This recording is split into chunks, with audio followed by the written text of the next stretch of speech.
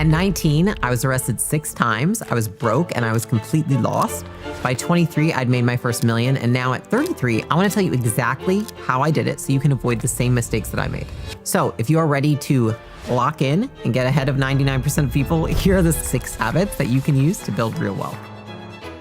Habit number 1, immediate gratification. What if the thing keeping you broke has nothing to do with your income and everything to do with how fast you need to be rewarded?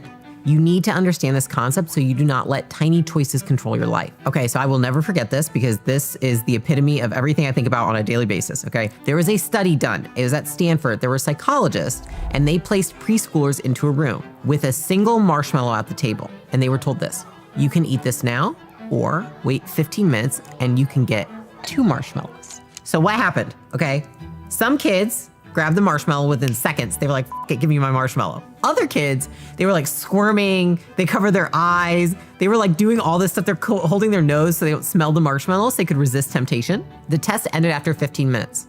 But the follow-up on this test was crazy. So the researchers, they followed those kids. The kids who managed to wait not only scored higher on their SATs, but decades later, they had healthier relationships, they had lower body mass index, and they had stronger careers and made more money. This is one of the most famous studies in psychology because it revealed something very, very simple, yet very profound about humans, which is the ability to delay gratification. Choosing future reward over instant comfort is and was one of the strongest predictors of long-term success. So, who do you think you are? Do you eat the marshmallow right away? Or are you the person that can control their actions and delay gratification? Now, here's the truth. Most people operate on immediate gratification. And that is why they are broke. That is why they're overweight. That is why they don't have the relationship they want. They optimize for today's comfort at tomorrow's expense. And this is also why 78% of Americans live paycheck to paycheck, regardless of income. Okay, I tell people this all the time. I'm like, listen, if you don't make a lot of money and you're broke, when you make a lot of money, you're still gonna be broke. I see it all the time. It is a habit, it is a way of being, it is immediate gratification. You will just find more expensive to spend your money on. I remember when I was younger and I lived this way.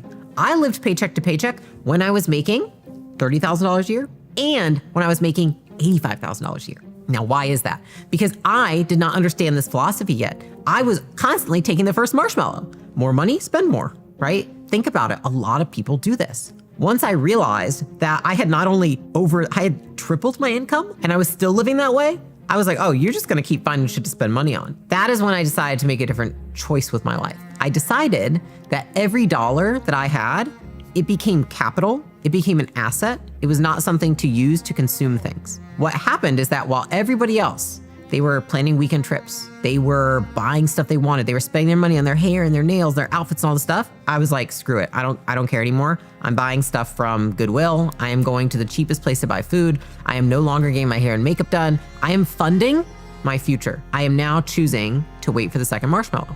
So I treated short-term sacrifice as my long-term strategy. Before any purchase, ask yourself one question. Does spending my money on this build my self-respect or break it? You ever buy something and then you feel gross after? Seriously, you've done it for sure. I'm not saying you went to like the sex toy store. I'm saying you bought something and you feel bad that you did it. You feel like you knew you shouldn't have spent that money. Now, why is that? Because you're breaking promises you made to yourself. You said you would wait for the second marshmallow, but you keep buying that thing. Now, another question you could ask, does spending my money on this get me closer to my goals or put me further away from them? We need to buy things based on these questions, not do I want it? Is it on sale? Does somebody else think I should buy it? Will I look cool if I wear it? Habit number 2, check the numbers daily. The biggest threat to your wealth and how much money you have isn't what you earn.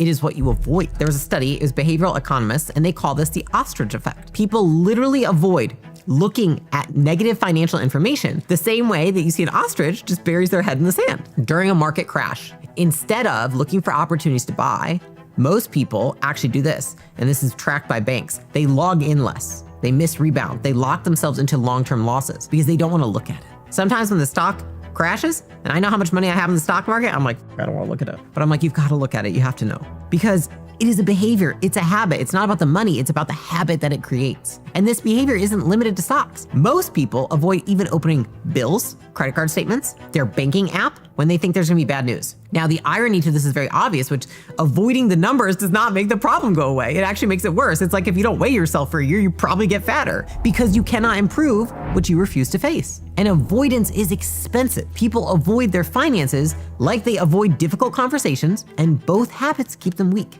I remember I had a low month in terms of I wasn't making as many sales in my job, and I was driving and I pulled my banking app out because I need to look at it because I realized I hadn't. And then I started crying because I was like, oh my gosh, I am not making enough money. And then I got pulled over and I got a ticket for being on my phone. And I was like, a $200 ticket for checking my bank app. I showed the guy, I was like, I'm poor, and I was crying for being poor. Can you please not give me this ticket? Even remembering a moment like that, it's important to me because even though it's hard, even though it sucks, even though I hate looking at it, I'm gonna look at it until I change it. That's when I got control over my life and control over my finances. You cannot manage what you don't measure. And if you look at wealthy individuals, there is one consistent behavior. They track that meticulously. I will tell you that I track everything now. In fact, I am cheaper now that I am rich than I was when I was poor. It's because to get there, you realize one, how hard it is to make money. Two, that if you don't know where all the money goes, then you're not constantly able to resource yourself. So the wealthiest 1%, they know their exact numbers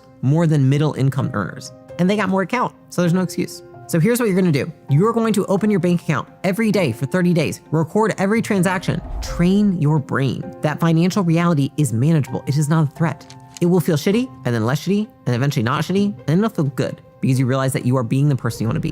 Which brings me to habit number 3, radical responsibility. You're like, oh my gosh, this is not a get rich quick. No, it's not, because you cannot get rich quick, okay? There are 2 types of people in this world. The ones who believe that life happens to them versus those that believe they make things happen. This is why some people rise up stronger from failure while other people just collapse underneath of it. Something I realized in my 20s is that blame is the enemy of improvement. When I made early business mistakes, I hired the wrong people, I had a failed launch, I missed opportunities, I kept people in my business too long, I sold to the wrong customers, my first instinct was to find external reasons. And then I remember talking one time to one of my mentors. He said, Layla, you gain nothing and your team gains nothing by blaming your customer. And what I realized after that, and really impacted me a lot. If I'm not responsible, I'm also not powerful, and I'm also not the one who can solve it. Blame gives you reasons, but having ownership and taking responsibility gives you control over doing something about the situation. And so what that did is it allowed me to look at every failure as data. Every mistake is an instruction as to what to do differently next time, because I can do something about it. Now, in psychology, this is called the locus of control. People with an internal locus believe that they shape their outcomes in the world. Whereas people that have an external locus believe that fate or other people or powers outside of themselves decide what happens. So believing you're in charge does not just change your mindset, it changes your results because it determines how much effort you're willing to put in when things get hard. Because if you believe it's all up to other people, how hard do you think you're gonna try? Not that hard. So here's how you're gonna form this habit. Document the last 2 things that significantly went wrong in your life. And these might be bad, they might be really bad, I understand that. For each one, identify your specific contribution to this outcome. I just want you to ask, how did I contribute to this situation? How am I responsible for this situation?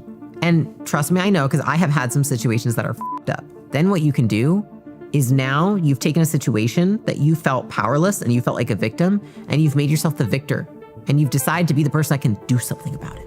Habit number 4, do the hard things first. I know that this sucks to hear, but your brain is wired to waste energy on all the wrong things. And it is wired to be lazy. We are wired to be lazy. People are always like, oh my gosh, Layla, I don't feel ready. I feel lazy. I feel like I don't want to. No shit, that's what we're supposed to do. Our bodies want to conserve energy. Our brains want to conserve energy. Your brain will always look for the easiest route because that is what you were wired for. There's nothing wrong with you, my friend. This is how we're all wired. The moment that I started leading with the hardest tasks each day. Everything else felt manageable. And momentum was like a daily norm after that. It actually started when I was losing weight because I said, I will make myself work out at 5 a.m. every day. I was like, I hate getting up at 5 a.m. and I hate working out and I don't want to do this, but I was like, I will do the hardest thing first at the very beginning of my day. And if you look at high performers and people who have what you want in life, what they do is they tackle complexity when their mental resources are strongest. Even for myself, I know I am not making decisions past 4 or 5 p.m. My team knows. They will ask me a question. I'll be like, I will find a way to deflect the question. I'll be like, let me come back to you tomorrow. Let me think about that. Now, why is that? Because I can measure, I'm like, you're not that sharp right now. High performers, they're not gonna be sharper longer than somebody else. They just know when they're not and to delay the decision. Now, what average performers do is they delay difficulty and all the things that take hard work until later in the day, until it becomes a crisis, until they absolutely can't move forward without doing it. There's somebody that's probably before your time if you're watching this video, but his name is Brian Tracy, and he popularized this idea, and I remember it to this day, which is called eat the frog. The premise is this: if you had to eat a live frog every morning, maybe a toad because they're even more disgusting, the rest of the day would feel easy in comparison. Like if you woke up and you had to eat an actual frog every morning, like it's live, this thing's like flapping in your mouth, right?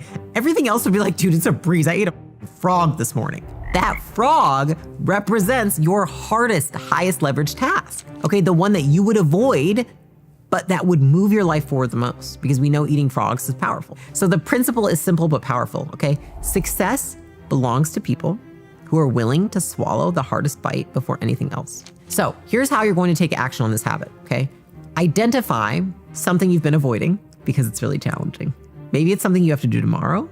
Maybe it's something you have to do next week. Maybe it's something that's been lingering in the back of your head that you like wake up in the middle of the night thinking about. It's one of those things, right? Now, we're gonna plan to do it first thing tomorrow morning. We are going to execute it before you check your email, your Slack, your Instagram, your Facebook, your WhatsApp, your Signal. I don't know what you use, but before everything, you're just gonna do that. And you're gonna say, I am not allowed to do anything else until it's done. Do the hard thing first, reward yourself second. Habit number 5, choose skills over status symbols. This is the truth, is that only broke people spend money trying to look successful, okay? Money has essentially 2 functions. There's signaling and there's building. That's it. It's like either you're building stuff with your money, it is a tool that you use to build something else, or it's a signal. You're using it to show people that you actually have it. Here's the thing, researchers have found that when people feel uncertain about where they stand socially, they become more likely to buy luxury items, clothes, watches, cars, all these things. Now, it's not because they need them, it's because they want to signal worth to other people. And this is normal. Humans seek status. This is not like there's something wrong with you or you're lesser than. I'm the same way. I mean, clearly I wear things and I have clothing that I like, right? But what you need to realize is this: status purchases depreciate. So if you are trying to become wealthy, these things are not going to add to your wealth. They're not going to build upon each other. Whereas knowledge and talent and skills are appreciating assets. If you build on your character, if you build on your skill sets, like those things are gonna get better with time. They're gonna be bigger. You're gonna have more of them. And I know that it seems scary to invest a small amount of money in skills because it's like you're betting on yourself, and I get it. I have been there. But that is the best thing that you can do. I remember the first purchase I made, biggest purchase I ever made. I was 22 and I finally had $5,000 in my bank account, like saved. And I had this course I wanted to buy. It was $3,000. And I bought that course. And then you know what I realized? There was a part 1 and part 2. I bought part 2. I started watching the thing. I was like, what the f are they talking about? And then I was like, oh my God. And at that time, this was, decade ago. There was no customer support. There was no, you're gonna swap this. I was like, you know what it taught me? Always double check. But what I did do at that point is I stopped optimizing for external validation. I started optimizing for my internal growth. Because real confidence, it does not come from the clothes you wear, from the jewelry you own, or from how you do your hair and makeup. It comes from how you feel about yourself inside. I promise that. I have both things. This doesn't matter if you don't have this. So here's what you're going to do with the money that you didn't spend on this stupid before any status purchase. Ask yourself this: is this building my capability or my image? If it's image, redirect that money towards capability. Allocate 20% of your income to either education or buying your time back to invest in your skills. If you can just do $20 towards skills or systems, that will multiply your output. That is a worthwhile investment to make. Now, habit number 6, I want you to manufacture discomfort, okay? The things that you resist doing are always the things that will unlock your biggest growth. Now, here's the thing. People are like, I don't know. Discomfort is actually just information. It tells you where you have room to grow. So it's like people say they want to get better, but then they don't want to be uncomfortable. It's like, well, then you don't want to get better, because in order to get better, you have to be uncomfortable. People who choose hard things end up handling life's unwanted hard things far better. So if you pursue hard things, you do a hard workout, you have a hard conversation, you do something that scares you, you are training your brain to reframe that stress as a good thing instead of a threat. So suddenly your brain says, oh, stress leads to growth, rather than stress leads to fail, die, be killed, right? Because our old outdated system thinks stress equals bad, run away. Guys, if you go to a party and people don't talk to you, like, you're not gonna die. I know sometimes it feels like it inside, but like, you're not gonna die, you're gonna be fine. So the biggest way that you can move forward towards that discomfort is to audit your environment. Think about this. If everyone around you operates at your level or below, where do you think you're going? The people around you are a thermometer. You need to intentionally place yourself in rooms where you feel underprepared and uncomfortable, because that means that you're gonna grow. A lot of people avoid that. They're like, oh, that person, they've got an ego, they're too intense, what you told me right now is that you're actually just uncomfortable with that person because they have something that you don't yet have. They have a level of something that makes you uncomfortable. That's not a bad thing. And if you take anything from this, let it be that wealth is not built by luck. It is built by choosing habits that have nothing to do with wealth, that trade comfort for growth every single day. So if you like this video, do not forget to subscribe and check out my next one.